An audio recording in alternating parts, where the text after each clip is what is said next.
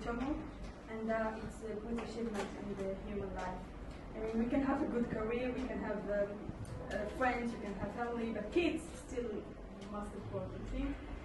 I agree, it's a big responsibility. We have to do lots of things for them, and maybe sometimes don't really think about our person.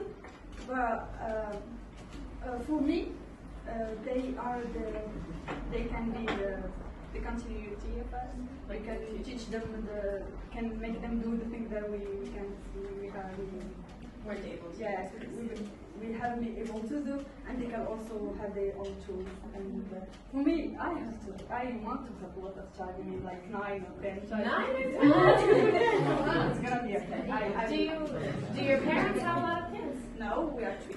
Just 3? Yes. So you want to change that? You want to make a bigger family? Bigger family. Finish. Good job.